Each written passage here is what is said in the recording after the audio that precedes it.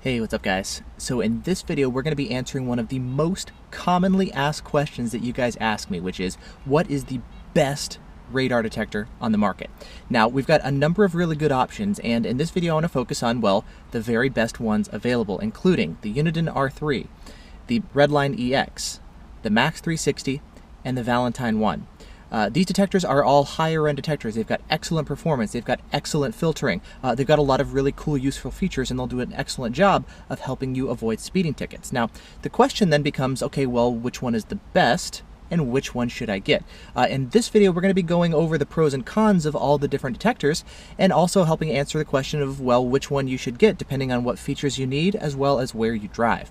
The detectors that we're going to be talking about here range in price from $399 to $649, so they are on the upper end of the spectrum in terms of windshield mount radar detectors. I'm not going to be covering kind of the lower end detectors. There are some good options there. They're not going to give you the level of performance and capability of these detectors, and they're not going to offer you the same level of protection. But for those of you guys who want the highest level of protection and the very best radar detectors, with that said, let's jump right into it. Now, when it comes to answering the question, what's the best radar detector, kind of the knee-jerk de facto answer these days is going to be the Uniden R3. It's this guy right here. This guy has kind of taken everybody by surprise, because what it did when it came out is it defeated the long-standing champion of radar detector performance, the Escort Redline. This guy came out, it offered even better performance. For the first time, somebody was able to dethrone the Redline. The Redline does not have very good filtering, but it's got good performance. This guy has fantastic performance, and it's got excellent filtering, and it's got a lot of other really useful features that this guy could really benefit from, but doesn't have. And the Uniden costs a fraction of the price. The Redline was $549, the Uniden R3 $399, so it's a fraction of the price, better performance, better filtering, more useful features. It's kind of become the ultimate radar detector for many people. It's the detector that I run on my windshield day to day, and it's what I depend on to keep me protected. The R3 has GPS lockouts, which is very nice because it means as you're driving around town, you can teach it where the false alerts are located around town. It can learn those and filter them out for you automatically. It's got low speed muting, so when you're driving around in new parts of town at lower speeds, the detector will stay quiet for you. It's got red light camera alerts, and it's got speed camera alerts. The R3 is also undetectable by radar detector detectors, which isn't a big deal here in the US because, well, radar detectors are actually legal almost everywhere in the US except for Virginia, Washington, D.C., as well as military bases and in commercial vehicles. But for those of you who actually need the RDD immunity, especially maybe if you're driving in other countries, for example, the R3 is undetectable to radar detector detectors. Additionally, Uniden does a great job as far as listening to customer feedback and improving their detector, so not only is it already an excellent detector, but it continues to get better and better over time. And so this is the detector that if I was to just, you were to twist my arm and just say, okay, simple answer, straight answer, what's the best detector? Without really knowing anything, I would say the Uniden R3. And if you want one, I'll put the link in the video description, and the same thing for all the other detectors as well. You'll find links to all of them down there. Now, that said, that doesn't mean necessarily that the R3 is going to be the best choice for everybody. The other detectors that we're going to be talking about here, they don't offer the same level of performance to the Uniden. They will give you less range. They cost more than the Uniden. They may not have, some of the features here, but they do make up for it. Even though they have less range and a higher price tag, they may have some other really cool features that you actually may really want. They can either make the detector a little bit easier to use, to add functionality like arrows, support for maybe guns in use overseas, etc. And so with that said, let's take a look at some of the other excellent options that may be good alternatives to the Uniden R3. Now, the most direct competitor to the Uniden R3 in terms of features and capabilities is going to be the new Escort Redline EX. This is an updated version of the original Redline, and adds a bunch of really cool new useful features, like it improves the filtering that the original Redline was lacking on. The EX is much better on the filtering front. Now, the main reason that you would actually choose a Redline EX over the R3 is if you live up in Canada. If you live or drive up in Edmonton, Alberta, or over in Quebec, or in Ontario, for example, there's a new photo radar system that's in use over there called the MRCD, the Multi-Radar CD. It's very difficult to detect, and it does require a radar detector with some specialized hardware. There's a number of detectors that are able to pick it up. The Redline EX actually looks to be the best windshield mount radar detector as far as handling those. So if you live up in Canada, in those areas, you'll definitely want to be picking up the Redline over the R3. It's also RDD immune, so if you're driving in an area where you don't want your detector to be detected, the Redline EX is undetectable. Now, in terms of performance, It is a step backwards from the Uniden. It's actually a step backwards from the original Redline as well. It's a little bit weird. We were expecting it to be on par with the original Redline because, well, it's a Redline, you know. But like we saw with the international version of the original Redline, the Redline EX unfortunately does have reduced range relative to the original Redline, and that's kind of one of the biggest downsides that we're seeing. But the filtering is much improved. It's got much better BSM filtering. It adds the GPS chip, so it's got your GPS lockouts just like the R3.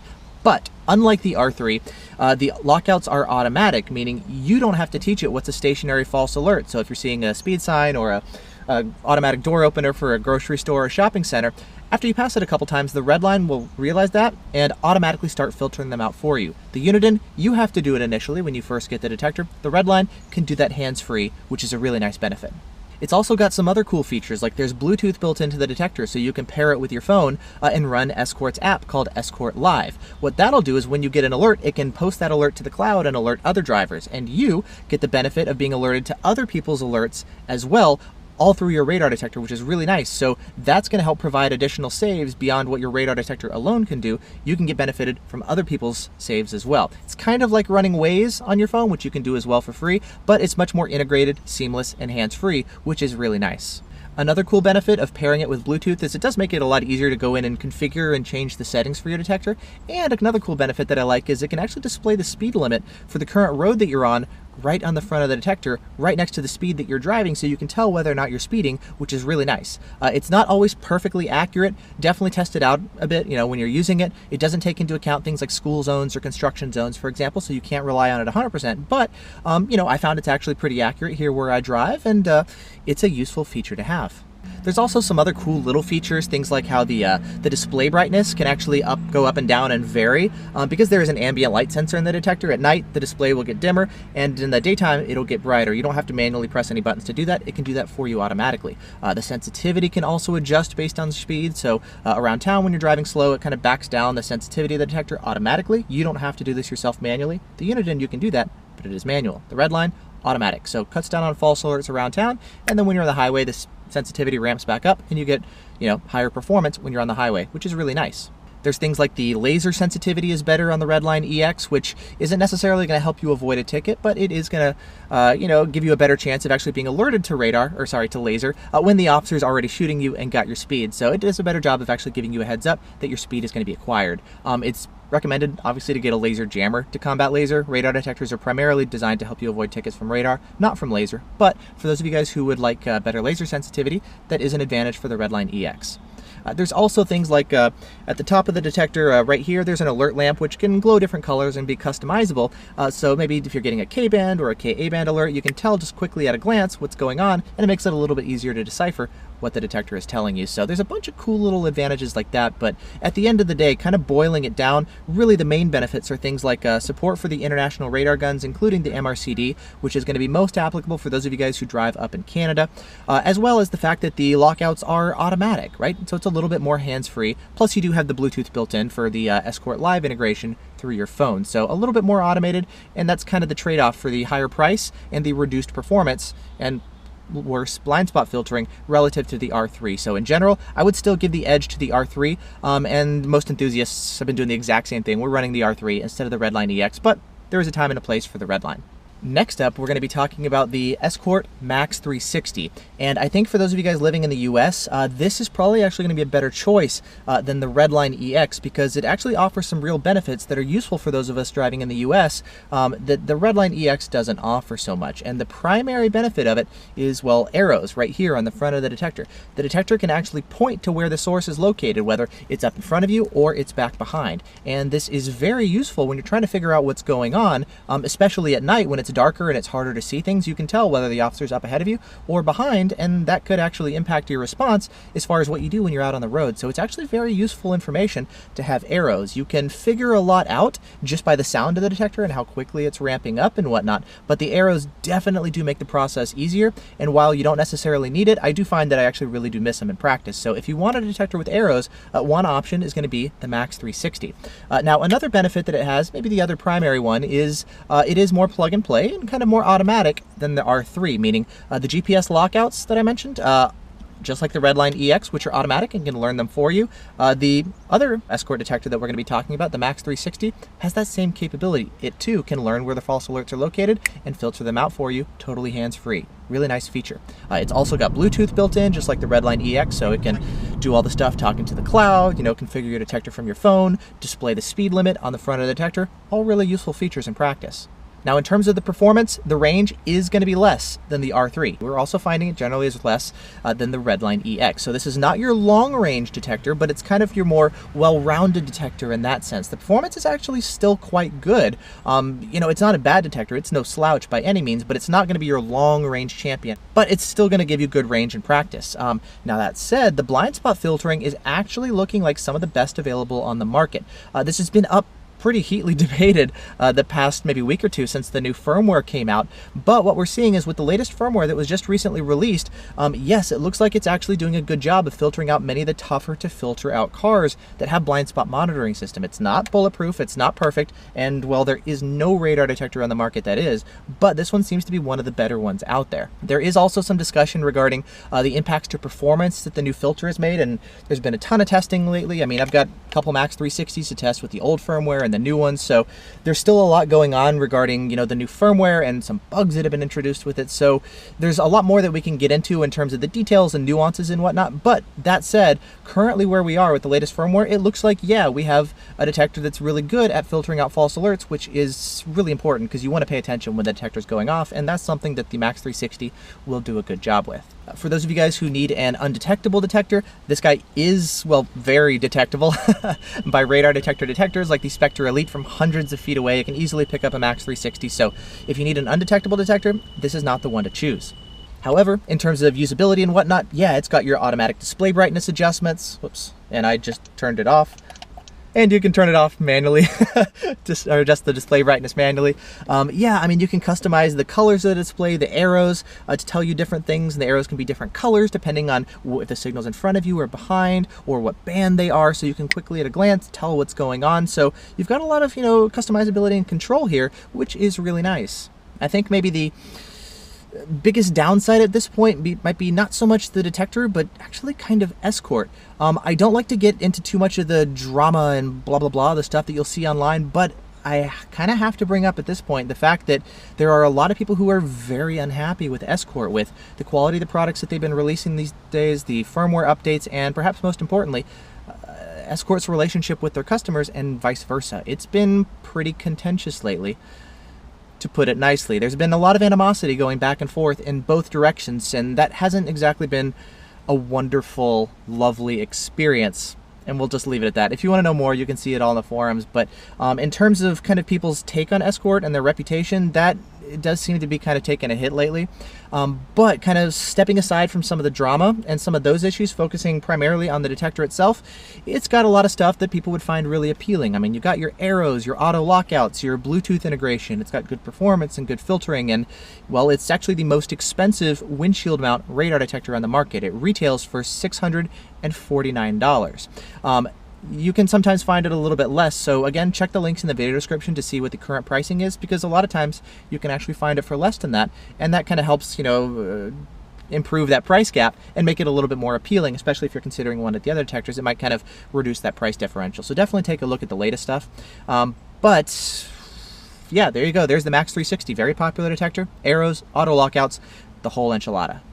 Now finally, speaking of arrows, another excellent option is the Valentine one. This is the original detector with arrows. I mean, this guy came out nearly 30 years ago and has since been updated and refined and improved, and at this point it is a solid, reliable workhorse. I mean, most of the bugs have been addressed and fixed at this point. They've been ironed out, so you've got a good detector here. It still looks a little bit dated. It doesn't have a fancy display. It doesn't have a lot of the bells and whistles. It doesn't have a GPS chip, so you don't have the auto lockouts built in. You do have to pair a phone, and I'll talk about that in just a second. So it requires some additional accessories. It's not as modern and new as some of the new detectors. It doesn't have quite the level of performance that you'll see with some of the modern detectors and whatnot. So it's kind of missing some of the newer updates from an aesthetic standpoint, but under the hood, it is an excellent radar detector, and it's kind of the classic arrow detector that people have been relying on for years and years and years, and it continues to do an excellent job to this day. Now, going into this detector in a little bit more detail, I think one of the biggest issues with it, maybe the two things, is number one, it is a little bit difficult to program. It's kind of this whole thing with pressing the button and going through a menu and looking up codes and whatnot. Or you can actually pair the detector with your phone if you get an optional Bluetooth module. There's an Android version and an iPhone one, so make sure you get the correct one. And once you do that, then you can go in and customize and set up the detector. It's a little bit complicated, but I do have tutorials on my website, and I'll link to those down in the video description as well for both Android and iPhone users to get this guy set up. And also, the phone is going to add a lot of really cool, useful features. Like, remember how I mentioned this guy doesn't have a GPS chip? All these other detectors that I mentioned do. When you pair your phone and run an app, there's an Android version, V1, and the iPhone one is V1 driver. When you do that, those apps have the ability to add a lot of the GPS functionality, like your automatic GPS lockout. So like the Escort detectors, as you drive around, as long as you've got the phone paired and the app running, it can be in the background, it'll automatically learn where all the false alerts are located around town and then begin filtering them out for you. It doesn't have the ability to kind of chill out the detector visually. I mean, they'll still be flashing and blinking and going crazy, but it can tell the detector to mute. So while it doesn't have the same visual quietness that some of the other detectors do, audibly, it can definitely quiet down the detector, which is really, really useful around town. Those third-party apps are also really cool, and because they're being developed by third-party users, there's a lot of really cool creative stuff going on with some of the third-party apps, especially on the iPhone side with V1 driver. There's a whole bunch of cool features I've talked about before, things like BSM snoozing, where if you're driving up and there's a car ahead of you with the BSM and that false keeps coming and going and triggering your V1, you can just hit snooze and it'll keep that particular alert silenced while alerting you to other sources of radar, which is really nice. Other detectors can't do that. If you have an Apple Watch, you can get integration with your watch where you can driving around, maybe turn down the volume of your detector, and then you feel a buzz right here and you know something's going on. You glance up at the detector. So there's a lot of kind of really cool stuff that's being built in that we've never had before with other detectors. And so if you're the type of guy who likes to kind of tweak and tinker and play around with stuff, I think the V1 is a great option. It's not very simple to use, especially the initial setup and programming, and it does require a phone. But if you're the type of guy who likes to kind of mess around with techie stuff, I think the V1 is a really cool choice. I mean, there's other stuff as far as the control. You have not one, but two volume knobs for like your primary volume and then your muted volume. So if you want the detector to be, maybe totally silent or a little bit louder or whatever, you've got a lot of really cool control. One of the issues that I find is everything on the display is red, so at a glance at night, if you're just, or even in the daytime, trying to tell what's going on, I mean, you have no real good indication of if it's K-band or KA, especially if you have the volume turned down and you can't hear it. Because the lights are both red and in almost the exact same spot, it can be a little bit difficult to decipher when something is real or not, and I find myself becoming a little bit more dependent on the audio or on the phone that I have running to decipher things. So it requires a little bit more kind of mental analysis, which is why I say it's not something you just want to like plug and play, chill out, and yay, it kind of works. It does require a little bit more effort on your part, but if you're interested in that and you're open to that, you can save a little bit of cash over the Max360, which again is $649, sometimes less. The V1 is $399, plus another $50 for the Bluetooth chip, so let's call it $449, $450. So almost $200 less than the Max360 with a little bit more setup and whatnot involved. And if you're cool with running your phone and doing all that extra stuff, that's a way to save some cash over the Max360. So anyway, that's a look at the 4 best radar detectors on the market. To summarize the results, kind of the de facto answer to what's the best radar detector is the Uniden R3. It's got the best performance on the market. It's got the highest likelihood of alerting you to radar and helping you avoid the speeding ticket. It's got good BSM filtering. It's got GPS lockouts. It's RDD immune. It's the least expensive detector that we're talking about here, and yet it offers the highest level of performance. So for these reasons, it's kind of become almost the no-brainer option for a lot of people, and it's been really, really popular. Now, that said, there are, of course, the other options. We've got the Redline EX, which its highlight is it's got the international gun support. So for those of you guys driving up in Canada, Alberta, Quebec, Ontario, also heard Maritimes, the MRCD is showing up there as well. The Redline EX is a great choice. It does cost more than the R3. It's got a little less range, it's got worse BSM filtering, but it's got the auto lockouts and Bluetooth built in, so if you want a little bit more hands-free experience, the Redline EX can offer you that as well. Speaking of the hands-free experience, if you want the auto lockouts and you also want some other features that are really useful here in the US, you can take a look at the Max360. It's got the arrows, it's got Bluetooth, it's got auto lockouts, all that kind of stuff. It's the most expensive detector on the market, but it's fully loaded with all the bells and whistles. And then finally, taking a look at the V1, if you really like the arrows but you want to save some cash over the Max360 and you don't mind, a little more complicated setup initially and always having to have your phone tethered to your radar detector to get that functionality, the V1 is an excellent choice as well. So anyway, there's a look at the top 4 detectors. All great, all excellent, all of them can do a great job at helping you avoid speeding tickets, but they will give you different experiences, and they all offer different pros and cons. So I hope that answers your guys' questions as far as, what's the best radar detector, and bam, there we go. There's a look at the very best ones on the market. So thanks so much for watching. I hope you guys have enjoyed it. If you have any questions, please feel free to ask. Other than that, happy driving. Links and information to all the detectors that we talked about down in the video description. Thanks for watching. I'll see you guys later.